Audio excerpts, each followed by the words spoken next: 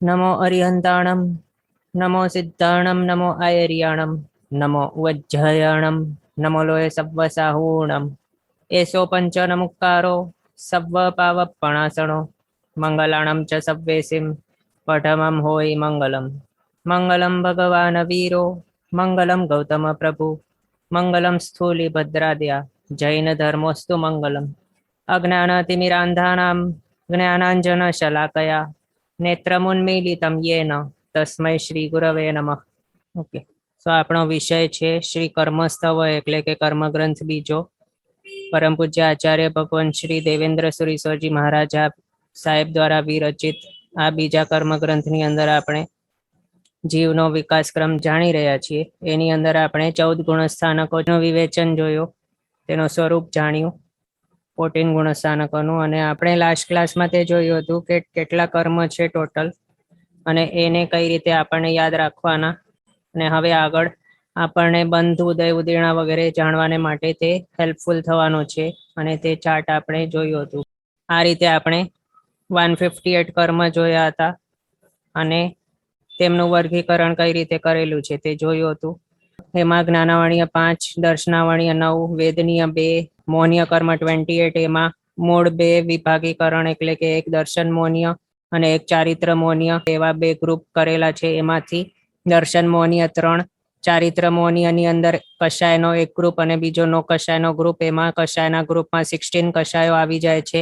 અનંતાનુબંધીય પ્રત્યાખ્યાન પ્રત્યાખ્યાનીય સંજોલન એવા ક્રોધમાન માયાલોભ તે, અને નો કષાયની અંદર હાસ્યરતિ અરતિ શોક ભય જુગુપ્સા પુરુષવેદ સ્ત્રીવેદ નપુંસકવેદ આ રીતે આવી જાય છે। અને પછી આયુષ્ય 4 ટાઈપના, નામ કર્મ 103 103 ટાઈપના, એમાં મૂળ 2 વિભાગીકરણ છે, એક તો પિંડ પ્રકૃતિ અને પ્રત્યેક પ્રકૃતિ। પિંડ પ્રકૃતિ 75, પ્રત્યેક પ્રકૃતિ 28, ગોત્ર કર્મ 2, અંતરાય કર્મ 5 આ રીતે છે। અને એમાંથી નામ કર્મ છે એ ઘણી મોટી સંખ્યામાં છે 103। એની અંદર વિચારણા કરવા માટે થોડુંક ધ્યાન આપીને વિચારણા કરવી પડે, આટલા બધા મોટી સંખ્યામાં છે તેના માટે। અને એની અંદર આ છે નામ કર્મની ટોટલ 75 પિંડ પ્રકૃતિઓ। આગળ આપણે જોઈએ એ પ્રમાણે એની અંદર પિંડ પ્રકૃતિનો મૂળ અથવા તો મેન બેઝિક 14 પિંડો છે અથવા તો ગ્રુપ્સ છે। પિંડ એટલે સમૂહ, તો એ 14 કયા કયા છે તો એ ગાથા આપણે બાદ કરવાની છે। ગઈ જાય તણુ ઉવંગા બંધણ સંઘાયણાની સંઘયણા સંઠાણ વર્ણ ગંધ રસ ફાસ અણુપુવ્વી વિહગ ગઈ એ રીતે। અને એની અંદર દરેકે દરેક ગ્રુપમાં અલગ અલગ નંબરના કર્મો રહેલા છે, એ આપણને બાદ કરવાનું છે, અથવા તો આપનું પહેલા થઈ ગયું હશે। પછી એ થયું આપણી પિંડ પ્રકૃતિઓ। આ છે હવે પ્રત્યેક પ્રકૃતિઓ। તેની અંદર મૂળ 2 વિભાગ છે, એક તો પ્રતિપક્ષ રહિત અને બીજા પ્રતિપક્ષ સહિત। એની અંદર પ્રતિપક્ષ રહિત એટલે જેની ઓપોઝિટ અથવા તો વિપર્યાયો નથી એવા 8 છે, અઘરુ લઘુ ઉપઘાત પરાઘાત ઉચ્છ્વાસ શાતપ ઉદ્યોત નિર્માણ અને તીર્થંકર નામ કર્મ। અને પ્રતિપક્ષ સહિત એની અંદર ત્રસ દશક અને સ્થાવર દશક આવી જાય છે। એમાં ત્રસ દશકની અંદર આપણે આ ગાથા 9 તત્વો અને પહેલા કર્મગ્રંથની અંદર આવેલી છે। તસ બાયર પજ્જતમ પત્યથિરમ શુભમ ચ શુભગમ ચ સુસરાય જસમ તસ દશકમ સ્થાવર દશમ તુઈમમ એ રીતે ગાથા આવેલી છે। એ પછી સ્થાવર દશક, એના નામો વાળી પણ ગાથા છે। સ્થાવર સોમ અપજમ સાહરણ મથિર મસુપત ઉપગાણી દુસરણાઈ જાજસ મિય નામે સે અરાવીસ એ રીતે પણ ગાથાઓ આવેલી છે, અને એ આપણે બાદ કરવાની। એના દ્વારા આપણે 28 જે પ્રત્યેક પ્રકૃતિ છે તે જાણી। આ ગાથાઓ આપણે લાસ્ટ ટાઈમ જોઈ લીધી, એ આપણે હવે બાદ કરવાનું। અને નામ કર્મ આપણે લાસ્ટ ટાઈમ જોયું તો એ પ્રમાણે ટોટલ 103 છે ભેદો નામ કર્મના। એમાંથી 67 માત્ર વિચારણીય છે, બાકીના શા માટે નથી વિચારવા લાયક? એટલે વિચારવા લાયક તો છે, પણ શાસ્ત્રકાર ભગવંતોએ ગ્રંથકાર ભગવંતોએ આપણને ઈઝી કરીને આપી દીધું છે। 15 બંધન અને 5 સંઘાતન નામ કર્મ એ બંનેને 5 શરીર નામ કર્મની અંદર જોઈન કરી દીધો, તેનો સમાવેશ તેની અંદર કરી નાખ્યો। પછી વર્ણગંધ રસ સ્પર્શ જે 20 છે એને 20 નહીં પણ માત્ર 4 કરી દીધા, એટલે વર્ણનો એક ગ્રુપ, એટલે વર્ણ 1, ગંધ 1, રસ 1 અને સ્પર્શ 1 તરીકે આ રીતે કરી દીધું છે। એના માટે અહીંયા 103 માંથી 20, 15 + 5 થાય 20, એ 20 માઇનસ પછી આ વર્ણાદિ 20 એ માઇનસ અને વર્ણ ગંધ્ર સ્પર્શ એક એક લઈ લઈએ તો 4 એડ કરવાના. આ રીતે ટોટલ 67 નામ કર્મની પ્રકૃતિઓ થાય છે જે આપણે વિચારવાની છે. બંધ ઉદય વગેરે જોશું ત્યારે. હવે અમુક એવા ટર્મ્સ છે તે પહેલા એનાથી આપણે ફેમિલિયર થઈ જઈએ, તેના વિશે જાણી લઈએ અને પછી આપણે આગળ વધશું આપણા બંધની અંદર ગાથા ગ્રહણ કરીને. હવે એમાં સૌથી પહેલા અહીંયા ફર્સ્ટ ટર્મ છે નિષેક રચના. તો નિષેક રચના આપણે આગળ સ્ટાર્ટિંગના ક્લાસીસમાં આપણે જોયું હતું. સ્ટાર્ટિંગના ક્લાસીસમાં એટલે ક્યારે? જ્યારે આપણે ઉપશમ સમ્યત્વની પ્રાપ્તિ કઈ રીતે થાય છે તે જોઈ રહ્યા હતા. એની અંદર આપણે તે જોયું હતું. નિષેક એટલે શું છે? નિષેક એટલે એક ટાઈપની એવી રચના જેની અંદર આપણે આવા ફોટોસ જોયા હતા જ્યારે આપણે અંતરકરણની પ્રક્રિયા જાણી રહ્યા હતા. અને એની અંદર નિષેક એટલે શું છે? અહીંયા આ જે આપને દેખાઈ રહ્યો છે ઓર્ડરમાં આ રીતે કર્મોના દલિકો ગોઠવાયેલા છે. આને શું કહેવાય? આને કહેવાય નિષેક. એની રચના. રચના એટલે એનું બનવું, એટલે કે જ્યારે કર્મ બંધ થાય તો ત્યારે સિસ્ટમેટિકલી ગોઠવાય છે. અને એમાં પણ આપણા હાથમાં ઉપર આવા કઈ લાઈનો છે નહીં એ સમજવાનું. પણ શું છે આપણે ઇઝીલી સમજી શકીએ એ માટે આવી લાઈનો, આવા ટાઈપના રેક્ટેંગલ વગેરે આપણે ડ્રો કરીને સમજતા હોઈએ, સમજાવતા હોઈએ. પણ હાથમાં ઉપર આવી કઈ સ્કાય સ્ક્રેપર જેવા એવા ટાવર્સ વગેરે છે નહીં કે જેની અંદર એવી લાઈનો ગોઠવાયેલી હોય. પણ આત્મ પ્રદેશો છે આપણા અસંખ્ય. એ એક એક આત્મ પ્રદેશ ઉપર અનંત એવા કાર્મણ વર્ગણાના પૂતગલો ચોંટેલા છે અને સિસ્ટમેટિકલી તેઓ ઉદયમાં આવશે.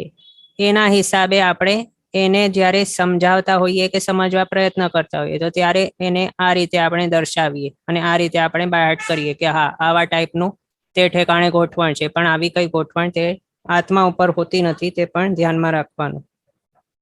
તો એમાં આ રીતની અથવા તો સિસ્ટમેટિક રીતે જ્યારે જે કર્મ જેટલા ટાઈપનું, જેટલી સ્થિતિવાળું બંધાયું એટલા ટાઈમ પછી તે ઉદયમાં આવશે. અને જ્યારે તે ઉદયમાં આવશે ત્યારે બંધના ટાઈમે જેટલો તેનો રસ નક્કી થયેલો હતો તેટલા રસ પર્યંતનું, રસ એટલે કે તેનો પાવર, તેટલા પાવર વાળું બનીને તે ઉદયમાં આવશે વગેરે તે જે છે.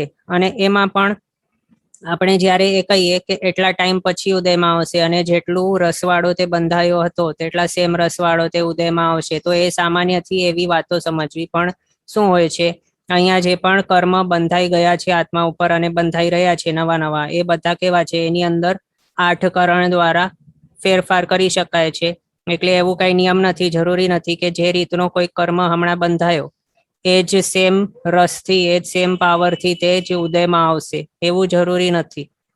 એની અંદર ફેરફાર થઈ શકે છે એના માટે, અને એ આપણે જોવાના છે. હવે અહીંયા નિષેક રચનાની વાત આપણી ચાલુ હતી. તો એની અંદર શું છે? કર્મ દલિકોનો જે પણ સમૂહ છે તો તે આત્મ પ્રદેશ ઉપર ચોંટતો હોય છે. અને જે પણ કર્મો હમણાં ઉદયમાં છે તેને ઉદય આવલિકામાં રહેલા કર્મ સમજવા. અને જે પણ હમણાં કર્મ ઉદયમાં આવી રહ્યા છે તે ઉદય સમયગત કર્મો છે. અને ઉદય આવલિકાની અંદર જે પણ કર્મો હોય તેનું જ ઉદય થઈ શકે હમણાં એટ પ્રેઝન્ટ. પણ એની સાથે સાથે બીજા અમુક એવા કરણ એ લાગુ પડી શકે, જેમ કે ઉદીર્ણાકરણ આપણે જોયું હતું આગળ આપણા ક્લાસીસમાં, આપણે સાંભળ્યું હતું. ઉદીર્ણા કરવા દ્વારા ઉદય આવલિકાની અંદર ફ્યુચરમાં જે કર્મ ઉદયમાં આવવાના છે તેને પરાણે અહીંયા ઉદય આવલિકાની અંદર ગોઠવાઈને પછી તેને ભોગવવામાં આવે છે. તો આ રીતે એડિશનલ કર્મ અહીંયા લાવી શકાય છે ઉદય આવલિકાની અંદર. આ જ લો એક્ઝામ્પલ, આ ઉદય આવલિકા છે, એની અંદર અહીંયા ઉદય સમય છે. ઉદય સમયની અંદર જે પણ કર્મ ગોઠવાયેલા છે તો તે કર્મ હમણાં ઉદયમાં આવી રહ્યા છે. અને એના સિવાય બાકીના જે કર્મ રહેલા છે આત્મા ઉપર, અને સિસ્ટમેટિકલી તે જે રીતે તેઓ ઉદયમાં આવતા જશે, તેની સ્થિતિ જ્યારે પાકતી જશે, પોતપોતાના સ્થિતિ સ્થાનના ઉપર તેઓ ગોઠવાયેલા છે, તો તે ગોઠવણને અહીંયા નિષેક રચના તરીકે કહેલી છે. અને અહીંયા સમજવા માટે આપણે આવા ટાઈપના રેક્ટેંગલ એ આપણે આવા ટાઈપનું ડ્રો કરીને તે સમજતા હોઈએ.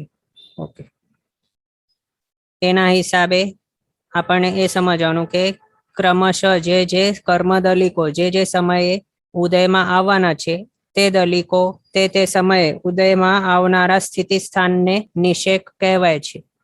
એટલે અહીંયા આને નિષેક કહેવાય છે અને એની જે રચના થાય તે છે નિષેક રચના. કર્મદોલિકોની તે સ્થિતિ સ્થાનોની અંદર ગોઠવણ તેને કહેવાય છે નિષેક રચના.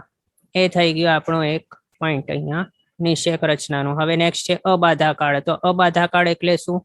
તે પણ એવું ટાઈમ ડ્યુરેશન છે કે કોઈ કર્મ આજે હમણાં આ સમય બંધાયું અને એ કર્મ બંધ 4 પ્રકારે થાય છે: પ્રકૃતિ, સ્થિતિ, રસ અને પ્રદેશ.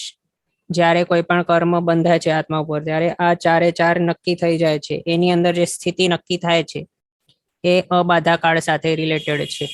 અને અબાધા કાળ એટલે શું? કે એ જે કર્મ હમણાં બંધાયો છે તો તે બંધાયેલો કર્મ આત્માને ક્યાર સુધી બાધિત નહીં કરશે, શાંતિથી ક્યાર સુધી પડ્યો રહેશે આત્મા ઉપર, અને કેટલા ટાઈમ પછી પોતાનો ફળ બતાવીને આત્માને બાધા પહોંચાડશે. એને કહેવાય છે અબાધા કાળ. ક્યાર સુધી તે જે કર્મ છે તે શાંતિથી પડ્યો રહેશે પોતાનો ફળ બતાવ્યા વિના. અને એને જો સ્પેસિફિકલી સમજવામાં આવે તો બંધાયા પછી કેટલા સમય બાદ તે કર્મ ઉદયમાં આવશે તેને કહેવાય છે તે કર્મનો અબાધા કાળ. હવે એ પણ કેવું છે? જે રીતે આપણે 8 કરણનું ઉલ્લેખ કર્યો આગળ હમણાં જ, એ રીતે અહીંયા પણ શું છે કે જેટલી સ્થિતિનો તે કર્મ બંધાયો છે, સમજો કે 10 કોડાકોડી સાગરોપમ ની સ્થિતિ વાળો કોઈ કર્મ બંધાયો છે હમણાં, તો એનું અબાધા જેટલું હશે એ અબાધા પૂર્ણ થયા પછી જ તે ઉદયમાં આવે એવું પણ જરૂરી નથી. કારણ ઉદ્વર્તના અપવર્તનાકરણ કરવામાં આવે તો પછી તેની સ્થિતિ છે તેને ઘટાડી નાખવામાં આવે. અપવર્તના એટલે સ્થિતિ અને રસની અંદર ઘટાડો કરવો, તેને કહેવાય અપવર્તનાકરણ. તો એવા જે કરણો છે એના દ્વારા અબાધા કાળની અંદર એટલે તેની સ્થિતિમાં ફેરફાર થાય તો પછી તે વહેલો પણ ઉદયમાં આવી શકે છે. એટલે આ પણ કેવું છે, સામાન્યથી સ્થૂલથી આવી વ્યાખ્યા સમજવી, પણ બધાનું એવું ફિક્સ જ હોય એવું જરૂરી નથી. એટલે આપ સમજ્યા હશો હમણાં જે બંધાઈ ગયો છે એનું એ જ 100 years પછી જ ઉદયમાં આવશે, 1000 વર્ષ પછી જ ઉદયમાં આવશે એવું પણ જરૂરી નથી. ઓકે, અને એની અંદર આપણે આગળ તે જોયું હતું તે ફોટો આપને બતાવું, 1 મિનિટ. હા, તો આ આપણે સ્ટાર્ટિંગના ક્લાસીસમાં જોયું હતું કે અબાધા કાળ કઈ રીતે નક્કી થતું હોય. તો જો સમજો જ્ઞાનાવર્ણીય કર્મ છે એની ઉત્કૃષ્ટ સ્થિતિ કેટલી કહેલી છે? 30 કોડાકોડી સાગરોપમ. તો એના હિસાબે જેટલા કોડાકોડી સાગરોપમનું કર્મ બંધાયું હોય તેટલા 100 વર્ષ પછી તે ઉદયમાં આવશે. એટલે કે તેટલા 100 વર્ષનો તેનો અબાધા કાળ સમજો. એટલે સમજો કે કોઈ જ્ઞાનાવર્ણીય કર્મ 30 કોડાકોડી સાગરોપમનો સ્થિતિવાળો બંધાયો છે તો તે 30 × 100 = 3000 એટલા વર્ષ પછી ઉદયમાં આવશે. એનું મિનિંગ કે 3000 વર્ષનું તેનું અબાધા કાળ છે. આ રીતે આપણે સમજવાનું. અને અંતકોડાકોડી સાગરોપમની સ્થિતિ હોય કોઈ કર્મની તો એવા કર્મ અંતર્મુહૂર્ત પછી ઉદયમાં આવતા હોય એટલે તેનું અબાધા કાળ અંતર્મુહૂર્ત સમજવાનું. તો આ આપણે જોયું હતું. હવે આગળ જોઈએ બંધાવલિકા. બંધાવલિકા એટલે શું? તો એની અંદર જે સમયે કર્મ બંધાયું છે ત્યારથી કરીને 1 આવલિકા પર્યંતનું જે ટાઈમ ડ્યુરેશન તેને કહેવાય બંધાવલિકા. એટલે કે જો સમજો 10 સેકન્ડ છે, એમાં આપણે જો હમણાં એક્ઝામ્પલ માટે સમજીએ કે 1 આવલિકાનું ડ્યુરેશન 10 સેકન્ડ્સનું છે. આપણે માત્ર એક્ઝામ્પલ કહીએ છીએ કે સમજો કે 1 આવલિકા 10 સેકન્ડ જેટલી છે અને ફર્સ્ટ સેકન્ડે કર્મ હમણાં બંધાયો છે તો 10 સેકન્ડ સુધીનો જે કાળ ડ્યુરેશન છે, ટાઈમ ડ્યુરેશન, તેને કહેવાય બંધાવલિકા. હમણાંથી કરીને 10 સેકન્ડ પર્યંતનું એ આપણો થયો એક્ઝામ્પલ. તો એ બંધાવલિકા થઈ. એટલે શું? કોઈ પણ કર્મ બંધાય ત્યારથી 1 આવલિકા સુધીના કાળમાં તે કર્મ બંધાવલિકામાં રહેલું કહેવાય છે. પછી ઉદયાવલિકા એટલે ઉદય સમયથી, જે રીતે બંધાવલિકા જોઈએ એ જ રીતે ઉદયાવલિકા. ઉદય સમયથી માંડીને 1 આવલિકા સુધીના સમયોને ઉદયાવલિકા કહેવાય છે. એટલે ઉદય સમય એટલે આ સમયે કોઈ કર્મ હમણાં ઉદયમાં છે ત્યારથી કરીને 1 આવલિકા પર્યંતનું જે ટાઈમ ડ્યુરેશન છે તેને તે કર્મનો ઉદયાવલિકા કહેવાય. એ. પછી સંક્રમાવલિકા. હવે આની અંદર સંક્રમની આવલિકા છે. સંક્રમણ એટલે શું? પહેલા તો સંક્રમણ એટલે ટ્રાન્સફોર્મેશન અથવા તો રૂપાંતરણ. કોઈ કર્મ હમણાં સમજો કે એક સ્વરૂપે છે, સમજો કે તે મનુષ્ય ગતિ નામ કર્મ છે, તેથી હવે તિર્યંજ ગતિ નામ કર્મની અંદર તેનું ટ્રાન્સફોર્મેશન થઈ ગયું કોઈ કારણસર, તો એને શું કહેવાય? મનુષ્ય ગતિ નામ કર્મનું સંક્રમ થયું તિર્યંજ ગતિ નામ કર્મની અંદર. આ રીતે આ એક્ઝામ્પલ હતું. તો સંક્રમાવલિકા એટલે શું? તો કોઈ પણ કર્મ સંક્રમ દ્વારા અન્ય કર્મ રૂપે થયું ત્યારથી માંડીને એક આવલિકા સુધી તે સંક્રમાવલિકાની અંદર રહેલું કહેવાય છે. ઓકે, તો એ સંક્રમાવલિકા આપણે જોઈ કે શું છે? આ સમયમાં કોઈ કર્મ હમણાં ટ્રાન્સફોર્મ થયું છે બીજા કોઈ કર્મથી. જે રીતે આપણે એક્ઝામ્પલ લીધું મનુષ્ય ગતિ નામ કર્મ, તે તિર્યંજ ગતિ નામ કર્મની અંદર સંક્રમિત થઈ ગયો, ટ્રાન્સફર થઈ ગયો. તો પછી જે ટાઈમે જે સમયે તે ટ્રાન્સફર થયો છે ત્યારથી કરીને એક આવલિકા પર્યંતનું જે ટાઈમ ડ્યુરેશન છે તે ટાઈમ ડ્યુરેશનને કહેવાય સંક્રમાવલિકા. પછી ઘાતી કર્મ. તો ઘાતી કર્મ ટોટલ 4 છે મુખ્યપણે. મૂળ કર્મ 8 છે, એમાંથી 4 ઘાતી અને 4 અઘાતી છે. મૂળ 8 કર્મ કયા છે? તો આજ્ઞાનવણીય વગેરે, અને આ અઘાતી. આ બંને મળીને 8 કર્મ મૂળ છે. હવે એમાંથી આ 4 ઘાતી કર્મ છે, એના ઉત્તર પ્રકૃતિઓ એવી 45 તે છે ઘાતી કર્મ. એટલે 45 કઈ રીતે આવ્યો? જ્ઞાનવણીય 5, દર્શાવણીય 9, મોહનીય 28 અને અંતરાય 5, એ રીતે ટોટલ 45 એ.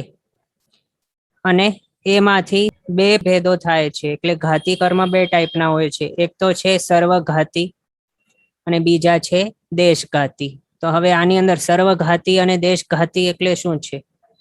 તો સર્વઘાતી કર્મો એવા હોય છે કે જે આત્માના મૂળ ગુણો છે તેને સર્વથા એકદમ ઘાત કરી નાખે છે. તેને ગુણને પ્રગટ થવા દેતો જ નથી, અમુક અંશે પણ પ્રગટ થવા દેતા નથી. પોતે પોતાનો વિપાકોદયમાં જ્યારે હોય આ જે કર્મો સર્વઘાતી ટાઈપના આ 20, તો ત્યારે તેઓ પોતે આત્માના જે ગુણને તેઓ ઘાત કરી રહ્યા છે તે ગુણને અમુક અંશે પણ તેઓ પ્રગટ થવા દેતા નથી. એવા છે આ સર્વઘાતી કર્મો 20. એમાં કેવળ 2 એટલે કેવળ દ્વિક એટલે કેવળ જ્ઞાનાવર્ણીય કર્મ અને કેવળ દર્શનાવર્ણીય કર્મ. આ બંને કેવા છે? જ્યારે કેવળ જ્ઞાનાવર્ણીય કર્મ ઉદયમાં હોય તો ત્યારે તે સંપૂર્ણપણે પોતે કયા ગુણને ઘાત કરી રહ્યો છે આત્માના? તો કેવલ જ્ઞાન ગુણને ઢાંકી રહ્યો છે, તેનો ઘાત કરી રહ્યો છે. તો એનું જ્યારે પણ ઉદય હશે કેવલ જ્ઞાનાવર્ણીય કર્મનું, ત્યારે 1%, 10% પણ કેવલ જ્ઞાન ગુણ પ્રગટી શકશે નહીં. એ જ રીતે 5 નિદ્રા છે, નિદ્રા નિદ્રા નિદ્રા, પ્રચલા પ્રચલા પ્રચલા અને ચિણદ્ધિ. આ 5 પણ કેવી છે? સર્વઘાતી છે.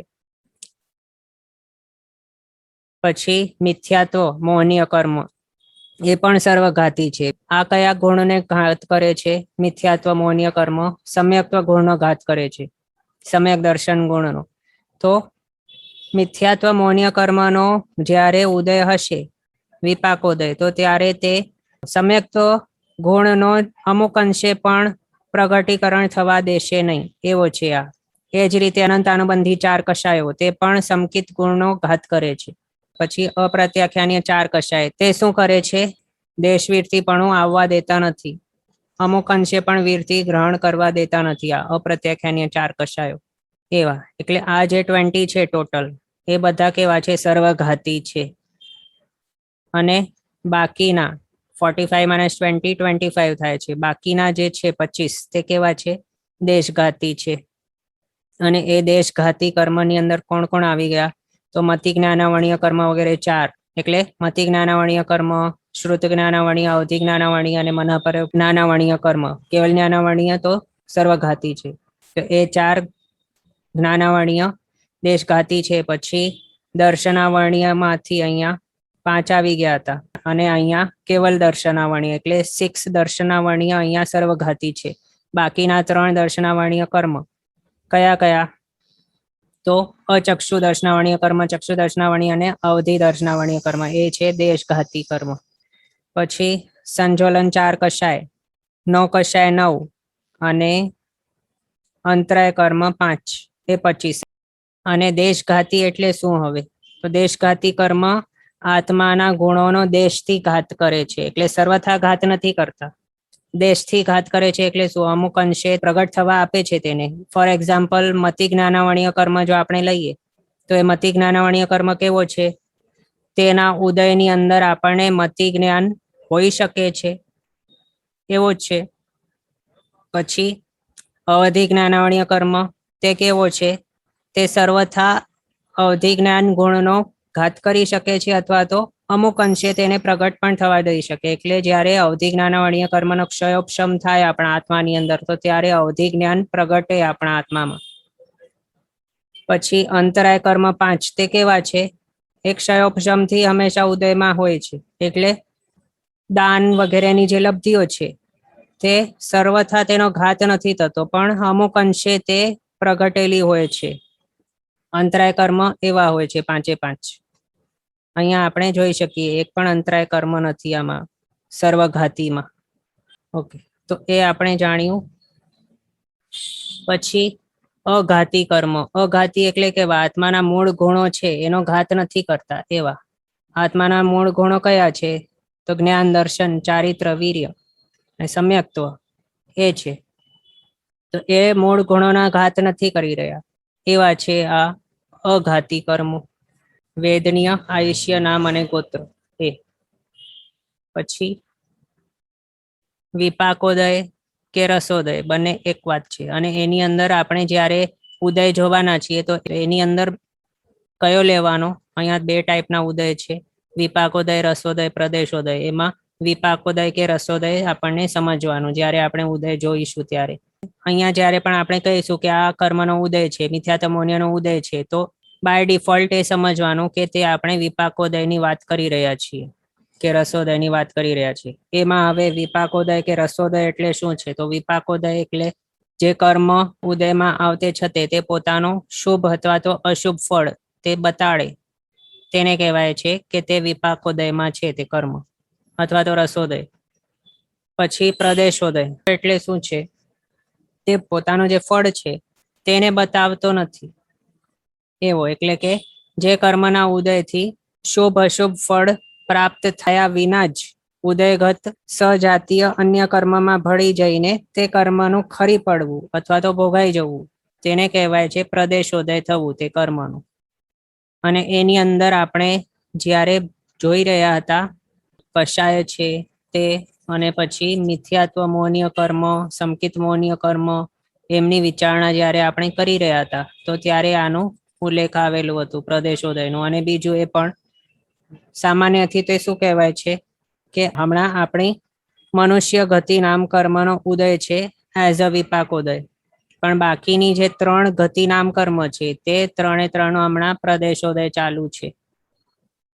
એટલે 4 ગતિ નામ કર્મનો ઉદય હમણાં ચાલુ છે, પણ એમાં મનુષ્ય ગતિ નામ કર્મનો વિપાકોદય હમણાં ચાલી રહ્યો છે, અને બાકીની 3 ગતિ નામ કર્મો છે તેમનું હમણાં પ્રદેશોદય ચાલુ છે. એટલે તે પોતાનું ફળ હમણાં બતાવી રહી નથી 3 જે છે બાકીની તે.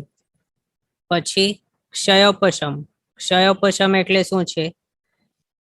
અહીંયા સામાન્યથી એ રીતે સમજવાનું કે જે કર્મ છે તે હળવા બનીને ઉદયમાં આવવા, તેને કહેવાય તેનો ક્ષયોપશમ થવું.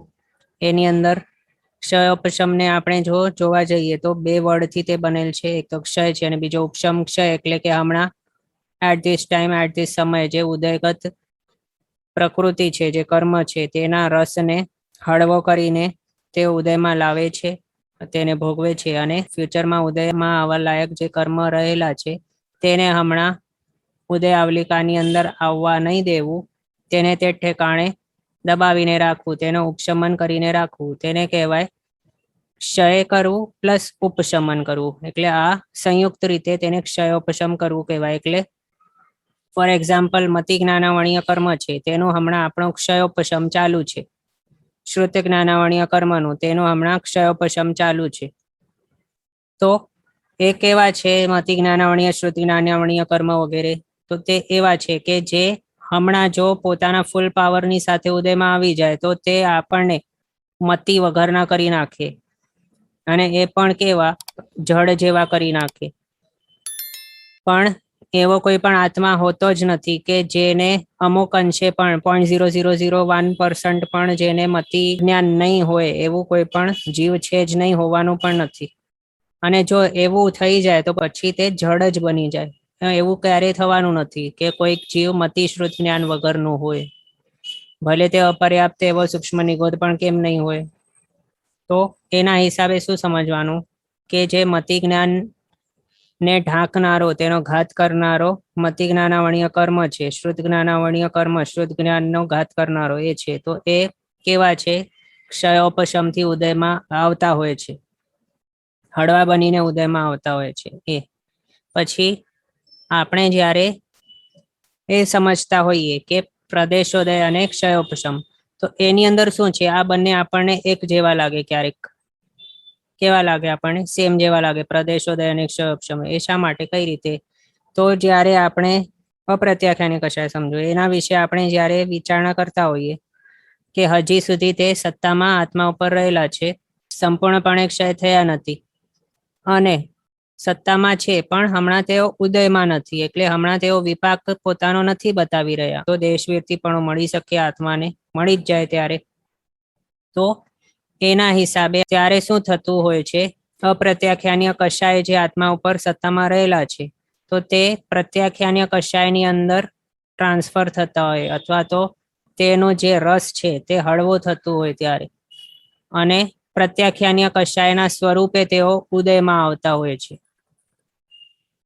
એનો મિનિંગ શું થયું કે તે પોતાનો જે સ્વ ફળ છે, અપ્રત્યાખ્યાનીય કશાય તરીકેનો પોતાનો જે ફળ છે તે હમણાં નથી બતાવી રહ્યા, પણ પ્રત્યાખ્યાનીય તરીકે તેઓ ફળ બતાવે છે. એટલે બીજો શું કહી શકાય અહીંયા કે તેનો પ્રદેશોદય થઈ રહ્યો છે.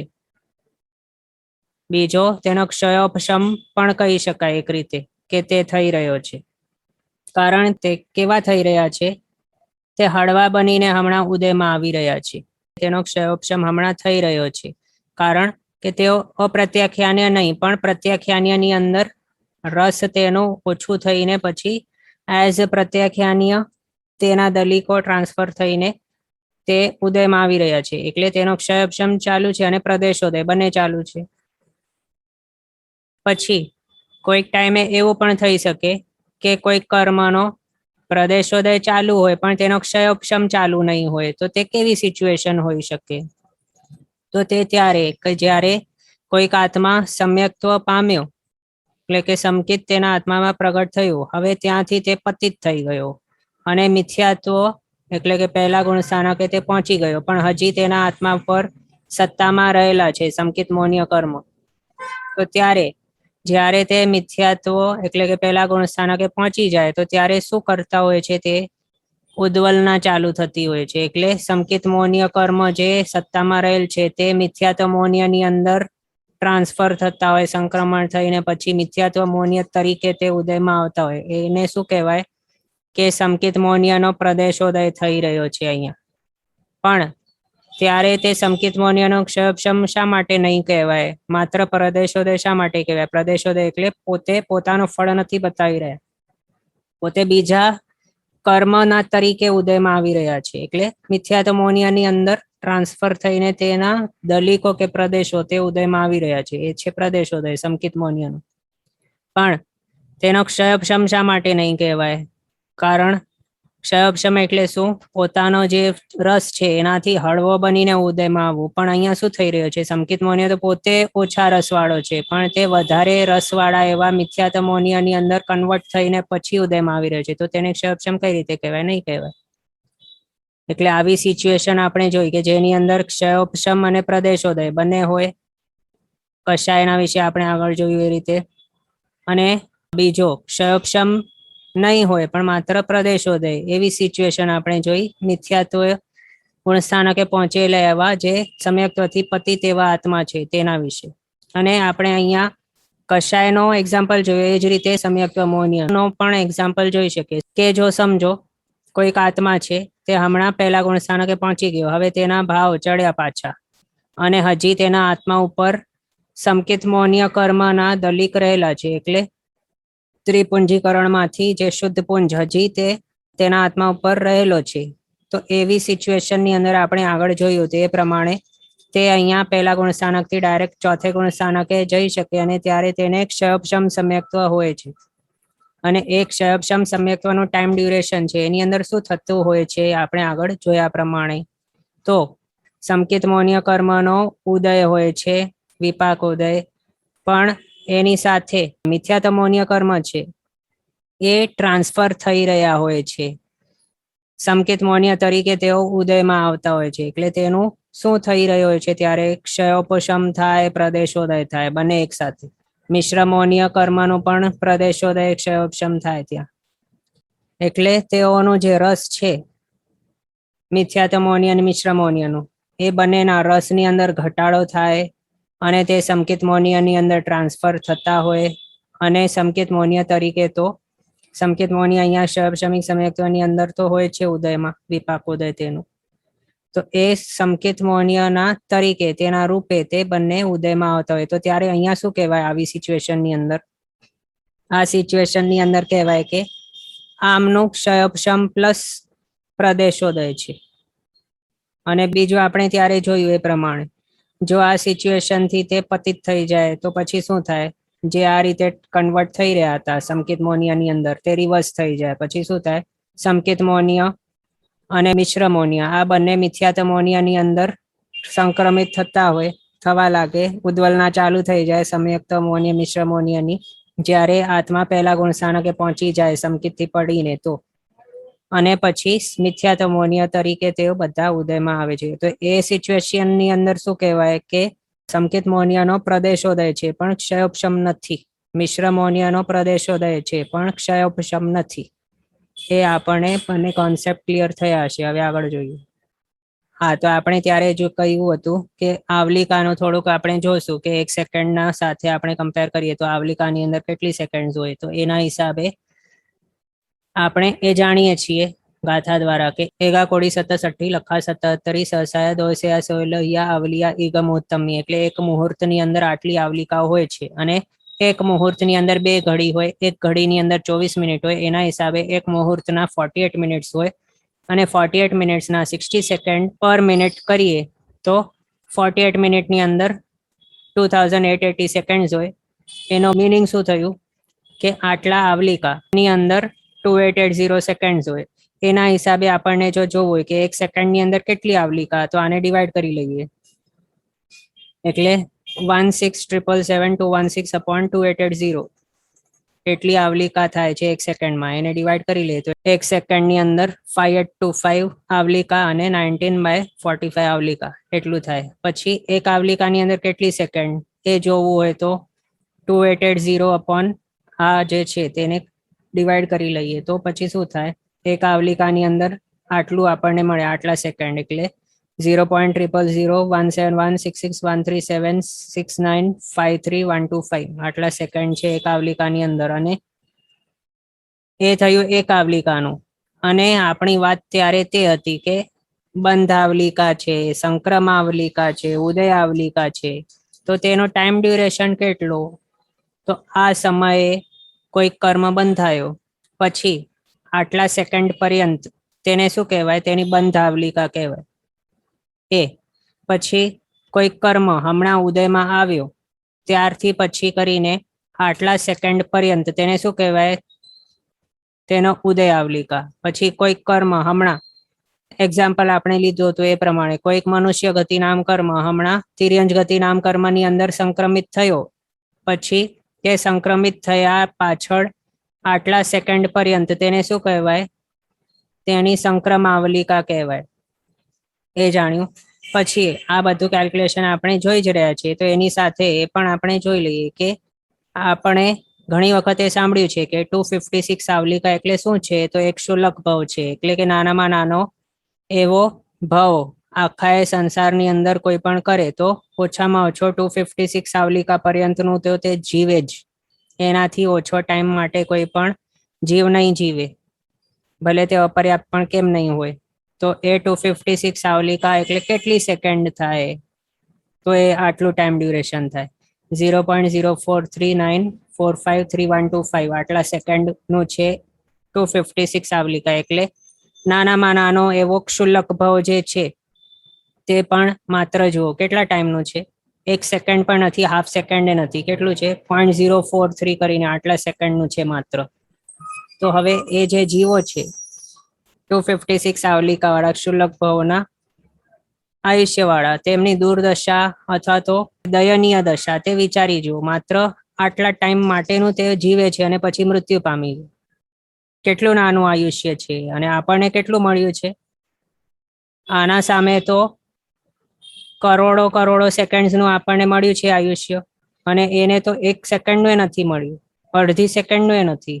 તો આપણે જો એવા કોઈ ભાવની અંદર ભટકાઈ જશું તો ત્યારે પછી આપણને એમ લાગશે કે આ તો મેં મનુષ્ય ભાવ જ્યારે મેળવ્યું હતું તો ત્યારે મેં બધું જ ટાઈમ વેસ્ટ કરી લીધું. એટલું ફ્રી ટાઈમ મને મળતું હતું, એની અંદર મેં ફલાણા આ ગામમાં શું ચાલે છે, પેલા દેશમાં શું ચાલે છે, એના ઘરમાં શું ચાલે છે, એ બધું વિચારીને અહીંયાની ત્યાં વાતો કરીને પછી શું કરી લીધું, મારો ટાઈમ બધો વેસ્ટ કરી નાખ્યો. પેલાની લાઈફમાં શું ચાલે છે, બાજુવાળાની ઘરમાં શું ચાલુ છે, તેના દીકરાએ શું કર્યું, એની દીકરીએ શું કર્યું, આનું શું થયું, તેનું શું થયું. હવે પોતાના આત્માને જુઓ શું થયું છે. શાસ્ત્રકાર ભગવાન તો કહે છે કે સ્વનું હિત પહેલા કરવું. સ્વનું હિત એટલે પોતાના આત્માનું હિત પહેલા કરવું અને પછી બીજાના આત્માનું હિત વિશે વિચારવું. સાથે સાથે એ પણ કહે છે કે જે કાર્યમાં પોતાના આત્માનું હિત નહીં હોય એવો કાર્યના દ્વારા જો બીજાના આત્માનું હિત પણ થતું હોય તો તે કાર્ય નહીં કરવું, એવું પણ કહેલું છે. સ્કંધક આચાર્યના વિશે એ એક્ઝામ્પલ આવેલું છે. આપ બધાને તે સ્ટોરી અથવા તો ઇન્સિડન્ટ ખબર પણ હશે. તો હવે આપણને શું કરવાનું છે, આપણા આત્માનું પહેલા જોવાનું. આપણા આત્માનું અહિત હોય એવા કાર્ય ક્યારે પણ નહીં કરવાના. ઓકે, તો એ આપણે જાણ્યું એક ક્ષુલ્લક ભાવ કેટલું હોય છે, અને 17.5 ક્ષુલ્લક ભાવ એટલે આપણે એ પણ ટર્મ ઘણી વખત સાંભળ્યું છે, 17.5 ક્ષુલ્લક ભાવ. એટલા પર્યંતનું કહેવાય છે શ્વાસોશ્વાસ. એક શ્વાસોશ્વાસની અંદર 17.5 ક્ષુલ્લક ભાવ થઈ જાય છે, આપણે જાણ્યું છે. તો એને કેટલા સેકન્ડ લાગે હવે એ પણ ભેગું અહીંયા જોઈ લઈએ ને. તો 0.76904296.875 સેકન્ડ એટલું આ પણ કેટલું છે, 1 સેકન્ડ પણ નથી. આટલા 0.76 એપ્રોક્સિમેટલી 0.77 સેકન્ડની અંદર 17.5 વખત આ બિચારા જીવો મૃત્યુ પામી જાય. એટલે જન્મ મરણ તેમનું 17.5 વખત થઈ જાય. એટલા બધા ભાવો તેઓ કરી લે અને આપણે ટેકન ફોર ગ્રાન્ટેડ છે ને આ ભાવ મીઠા તો પરભાવ કોણે દીઠા, એવા વિચારધારા આપણને કેળવવી યોગ્ય નથી. તો હવે મહાવીર સ્વામીના જે વચનો હતા સમયમ ગોયમ માં પમાય તે ધ્યાનમાં રાખવાનું અને આત્મકલ્યાણના માર્ગે આગળ વધવાનું. ઓકે, તો આ રીતે આપણે જોયું. હવે નેક્સ્ટ આગળ આપણે 8 કરણ જોયા હતા. એટલે આગળ આજે આ ક્લાસની અંદર કહ્યું હતું કે 8 કરણ આપણે જોઈશું. આ સ્ક્રીન ઉપર આપને જે દેખાય છે બ્લુમાં તે છે 8 કરણો. એમાં સૌથી પહેલા કરણ એટલે શું છે. હવે તો કરણ એટલે એક એવો વીર્ય વિશેષ કે જેના દ્વારા કર્મો જે છે એની અંદર ફેરફાર કરાતું હોય એને કહેવાય છે એવા કરણ. એની અંદર ટોટલ 8 ટાઈપના કરણ છે, વિશેષ એવા ફેરફાર કરાતા હોય છે. આનાથી વધારે નહીં હોય, આટલા છે. એમાં તો હવે બંધન કરણ આપણે જો કહીએ તો બંધન કરણ એટલે શું છે. બંધન એટલે કે જે રીતે એનું નામ છે એ આત્માના વીર્ય વિશેષથી મિથ્યાત્વાદી હેતુઓ વડે આત્માની સાથે કારમણ વર્ગણાના જે દલિકો છે તેનું ક્ષીર નીરની જેમ અથવા તો લોહાગ્નિની જેમ એકમેક થવું તેને કહેવાય બંધન. અને એ વીર્ય વિશેષ જેના દ્વારા આવા ટાઈપનું કર્મ બંધ થયું એ વીર્ય વિશેષને અહીંયા બંધન કરણ કહેવાય છે. અને અહીંયા કરણ એટલે શું, તો જીવનું પ્રવર્તમાન એવો વીર્ય વિશેષ તેને કહેવાય છે કરણ. તો આ બંધન કરણ આપણે જોયું. હવે સંક્રમણ કરણ, એમાં સંક્રમણ એટલે રૂપાંતરણ કે ટ્રાન્સફોર્મેશન થવું તે, અને આત્માના જે વીર્ય વિશેષથી કોઈક એક કર્મ જે બંધાઈને રહેલો છે પૂર્વે પાસ્ટમાં, જે આત્મા ઉપર બંધાયેલો એવો કર્મ છે હમણાં સ્ટોકમાં, તે હવે આત્માના એવા વીર્ય વિશેષથી પોતાના જ સ્વજાતીય બંધાતા એવા કર્મની અંદર તેનું રૂપાંતરણ થઈ જાય કે ટ્રાન્સફોર્મેશન થઈ જાય. તે વીર્ય વિશેષને અહીંયા સંક્રમણ કરણ કહ્યું છે. એક્ઝામ્પલ આપણે જોયું એ પ્રમાણે મનુષ્ય ગતિ નામ કર્મનું તિર્યંજ ગતિ નામ કર્મની અંદર ટ્રાન્સફોર્મેશન કે રૂપાંતરણ થવું તે, અને તેને કહેવાય સંક્રમણ. અને આત્માના જે વીર્ય વિશેષથી એવું ટ્રાન્સફોર્મેશન થયું એને કહેવાય સંક્રમણ કરણ. ઓકે, પછી ઉદ્વર્તનાકરણ. તો ઉદ્વર્તનાકરણ એટલે શું? ઉદ એટલે કે ઉપર. ઉદ એટલે ઉદ છે તે ઉપસર્ગ છે. ઉદ એટલે કે ઉપર. ઉપર એટલે શું? હવે ઉપર એટલે અહીંયા લેવાનું કે વૃદ્ધિ થવી કે વધવાપણું કે વધે છે જેમાં તે. તો શું વધે છે હવે આમાં? તો કર્મ જે પ્રકૃતિ સ્થિતિ રસ અને પ્રદેશથી જે બંધાયેલો છે આત્મા ઉપર, તેના સ્થિતિ અને રસમાં વૃદ્ધિ થવી, તેને કહેવાય કે તેની ઉદ્વર્તના થઈ છે. પછી એવી ઉદ્વર્તના થાય જેના વડે એવા આત્માનો વીર્ય વિશેષ, તેને કહેવાય છે ઉદ્વર્તનાકરણ. એટલે કે જે વીર્ય વિશેષથી કર્મના સ્થિતિ અને રસની અંદર વૃદ્ધિ થાય તે વીર્ય વિશેષને ઉદ્વર્તનાકરણ કહેવાય છે. એટલે કે જો સમજો કે કોઈક કર્મ 5 કોડાકોડી સાગરોપમની સ્થિતિ વાળો બંધાયો હતો, તો આત્માના એવા કોઈક વીર્ય વિશેષ છે જેનાથી તે દલિકોની સ્થિતિ વધી ગઈ. એટલે કે 5 હતી તે 7 થઈ ગઈ, 7 કોડાકોડી સાગરોપમ પર્યંતની થઈ ગઈ તેની સ્થિતિ. અને તે દલિકો એના રસ એક સ્થાનિક હતો તે દ્વિસ્થાનિક કે ત્રિસ્થાનિક થઈ ગયો એક્ઝામ્પલ માટે. એટલે તે હજી વધારે ઘાટ એવો રસવાળો થઈ ગયો, તીવ્ર રસવાળો થઈ ગયો. એને કહેવાય કે તેની ઉદ્વર્તના થઈ ગઈ તે કર્મ દલિકોની. અને તે ઉદ્વર્તનાનો કારણ જે હતો આત્માનો વીર્ય વિશેષ, તેને કહેવાય ઉદ્વર્તનાકરણ. પછી અપવર્તનાકરણ એ શું છે? હવે જે રીતે ઉદ એટલે ઉપર, એ રીતે અપ એટલે નીચે, ઓપોઝિટ છે. અહીંયા તો વૃદ્ધિ, હવે અપવર્તનાની અંદર હાનિ. તો અપવર્તન એટલે શું? અપવર્તના એટલે કર્મ દલિકોના સ્થિતિ અને રસની અંદર હાનિ થવી અથવા તો ઓછી થવી. 7 હતી એનાથી 5 થઈ જાય એ. અને તેના રસમાં પણ હાનિ થવી, એટલે તે સ્ટ્રોંગ કે તીવ્ર રસવાળા જે દલિકો હતા તેના તીવ્ર રસ સમજો કે 3 સ્થાનિક રસ હતા, તો તે ઘટીને 2 સ્થાનિક, મધ્યમ 2 સ્થાનિક વગેરે થઈ જાય. એને કહેવાય તેના રસમાં હાનિ કરવી. તો એને કહેવાયું કે અપવર્તના થવી. હવે એ અપવર્તનાનું કારણ જે બને એવો આત્માનો વીર્ય વિશેષ, તેને કહેવાય અપવર્તનાકરણ.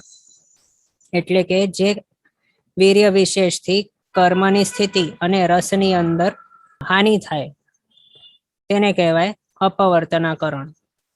એ થઈ ગયું. પછી ઉદીરણાકરણ. તો ઉદીરણાકરણ એટલે શું છે? હવે એ વર્ડ આપણે આ ટર્મ આપણે ઘણી વખત સાંભળ્યું છે. આજે પણ આપણે ઉદીરણાકરણ કહ્યું હતું. એ શું છે? આપણે બધા ફેમિલિયર છે, આપણને બધાને બાહાટ થઈ ગયો છે. ઉદીરણાકરણ એટલે શું? કર્મને વહેલા ઉદયમાં લાવીને ભોગવવા. તે જે કર્મ રહેલા છે કે જે હમણાં નહીં પણ આગળ ફ્યુચરમાં ઉદયમાં આવવાના છે, તેને આત્મા પોતાના વીર્ય વિશેષથી શું કરે? તે સ્થાનેથી ઉઠાવીને અહીંયા ઉદય આવલિકાની અંદર ગોઠવી નાખે. એને કહેવાય કે તેને તેની ઉદીર્ણા કરી. અને જે વીર્ય વિશેષથી એવો કાર્ય કરાય તેને કહેવાય ઉદીર્ણાકરણ. અને બીજું, ઉદીર્ણા કોનું થઈ શકે? તો માત્ર એ જ કર્મનું કે જે હમણાં ઉદયમાં હોય એ. એવા કર્મની ઉદીર્ણા નહીં થાય કે જે હમણાં ઉદયમાં નહીં હોય. એ મેન એક રૂલ ધ્યાનમાં રાખવાનું કે શું? માત્ર ઉદયગત કર્મોનું જ ઉદીર્ણા થઈ શકે, બાકીના કર્મોનું નહીં થાય. અને એમાં પણ ઉદયગત એટલે શું?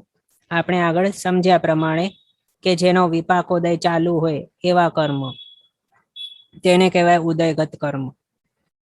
પછી ઉપશમનાકરણ. તો ઉપશમનાકરણ એટલે જે કર્મો છે તે ઉદયમાં નહીં આવે, ઉદીર્ણા તેની નહીં થાય, નિધત્તિ પણ નહીં થાય, નિકાચના નહીં થાય, તેને એ પોઝિશનમાં મૂકી દેવા, એને કહેવાય કે તેને ઉપશમાવી દીધું. અને ઉપશમન કોનું થઈ શકે? તો માત્ર ને માત્ર મૌન્ય કર્મ છે એનું સંપૂર્ણપણે ઉપશમન થઈ શકે, પણ બાકી બીજા કર્મનો સંપૂર્ણપણે 100% ઉપશમન નથી થઈ શકતું. અને જે વીર્ય વિશેષથી સત્તામાં રહેલા એવા કર્મ પૂતગલોને ઉદય, ઉદીર્ણ, નિધત્તિ અને નિકાચના કરણને માટે અયોગ્ય કરાય, તેને કહેવાય કે તે કર્મની ઉપશમના કરણ થયું છે.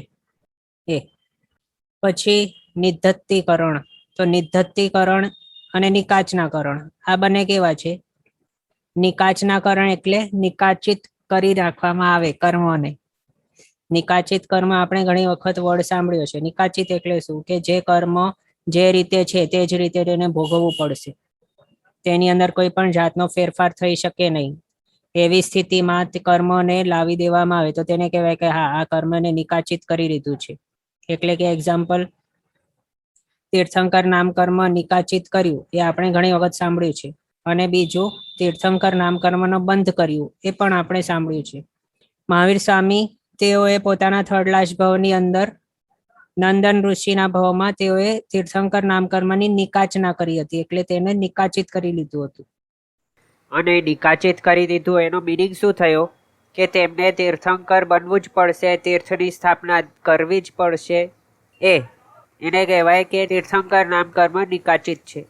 પણ જો તીર્થંકર નામ કર્મ માત્ર બાંધ્યો હોય, નિકાચિત નહીં કર્યો હોય, તો તે નેક્સ્ટ ટુ નેક્સ્ટ ભવની અંદર તીર્થંકરપણું આપે એ કાંઈ ફિક્સ્ડ નથી. નિકાચના તો કરવી પડે તેના માટે. માત્ર કોઈ કર્મ એમ જ બંધાયું હોય, જેમ કે હમણાં તીર્થંકર નામ કર્મની વાત ચાલુ છે, તો માત્ર બંધાયેલો એવો તીર્થંકર નામ કર્મ હોય તો તેનો ક્ષય પણ થઈ શકે છે સત્તામાંથી. પણ નિકાચિત કર્યો હોય તો તેનો ક્ષય નહીં થાય, એનું ફળ ભોગવવું પડે, એટલે કે તીર્થંકર બનવું પડે, તીર્થ સ્થાપના કરવી પડે. અને બીજું, આ તો એક વાત થઈ આપણે નિકાચના વડ ક્યારે સાંભળ્યું છે તે. એના સાથે સાથે એ સમજવાનું કે જે પણ કર્મ છે તેને જો નિકાચિત કરી દેવામાં આવે તો પછી તેના ઉપર કોઈ પણ ટાઈપના કરણો લાગુ નહીં પડી શકે. તેનું ઉદ્વર્તન નહીં થાય, અપવર્તન નહીં થાય, સંક્રમણ નહીં થાય, કંઈ નહીં થાય.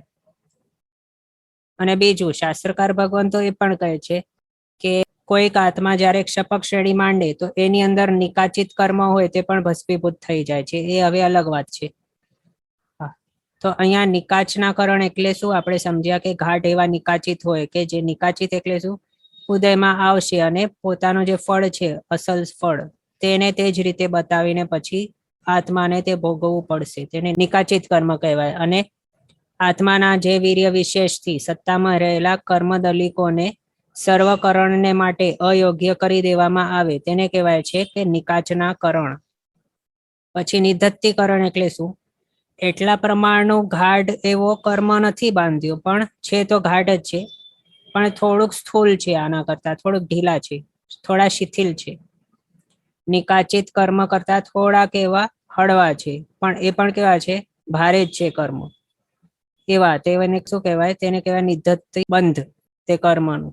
અને કર્મને ઉદ્વર્તના અને અપવર્તના સિવાય બધા કરણ માટે અયોગ્ય કરવા, એને કહેવાય તેનું નિધત્તિકરણ.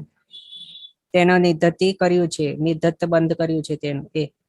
અને આત્માના જે વીર્ય વિશેષથી સત્તામાં રહેલા કર્મને ઉદ્વર્તના અને અપવર્તના એ બંને સિવાય બાકીના સર્વ કરણને માટે અયોગ્ય કરી નાખવામાં આવે તેને કહેવાય તેને નિધત્તિકરણ. હવે એની અંદર ઉદ્વર્તના અપવર્તના એટલે શું છે તે આપણે હમણાં જોયું. ઉદ્વર્તના એટલે તેની સ્થિતિ અને રસ તેની અંદર વૃદ્ધિ થઈ શકે, અને અપવર્તના એટલે સ્થિતિ અને રસની અંદર હાનિ થઈ શકે. એટલે નિધત્ત કોઈ કહે કે નિધત્ત કર્મ છે કોઈક નિધત્ત બંધવાળો, તો એની અંદર શું થઈ શકે? તો તેના રસ અને સ્થિતિની અંદર ઘટાડો કરી શકીએ, અને તેના રસ અને સ્થિતિની અંદર વધારો પણ કરી શકાય એવા છે, પણ તેની ઉદીર્ણા ઉપશમના વગેરે નહીં થાય, સંક્રમણ નહીં થાય એવા છે જે કર્મોનો નિધત્તિકરણ કરેલું છે એ. ઓકે, ક્વેશ્ચન છે તે જોઈ લઈએ. 17.5 ક્ષુલ્લક ભવ એ આટલા સેકન્ડની અંદર થાય છે, તો એના રિલેટેડ એક ક્વેશ્ચન છે કે 17.5 હાઉ ઇઝ ઇટ પોસિબલ? તો એ કઈ રીતે છે? આ ભવની અંદર શું આવી જાય છે? જન્મ પ્લસ મરણ આવે છે. તો 17.5 એટલે શું સમજવાનું? આપણને એ સમજવાનું કે 17 ટાઈમ્સ તેનો મરણ થયો છે અને 18 ટાઈમ તેનો જન્મ થયો છે. એટલે હમણાં તે જન્મ્યો અને પછી તે મૃત્યુ પામ્યો. આ થયો એક ભવ. જન્મ પ્લસ મરણ ઇક્વલ્સ ટુ એક ભવ. આ રીતે 17 ટાઈમ્સ થાય અને 18th ટાઈમ તે માત્ર જન્મે પણ તેનું મૃત્યુ નહીં થયું હોય હજી, એને કહેવાય 17.5 ક્ષુલ્લક ભવ. ઓકે, આજનો સમય આપણો અહીંયા થયો છે. આગળના પદાર્થો આપણે નેક્સ્ટ ક્લાસમાં જોશું અવસરે. જીનાજ્ઞા વિરુદ્ધ કંઈ પણ બોલાય તો મિચ્છામિ દુક્કડમ. સર્વમંગલ માંગલ્યમ સર્વકલ્યાણ કારણમ પ્રધાનમ સર્વધર્માણામ જૈનમ જયતિ શાસનમ. પ્રણામ. બધા શાતામાં રહેજો, જીનાજ્ઞા પૂર્વકનું જીવન જીવજો, સર્વવીરતી તરફ આગળ વધજો.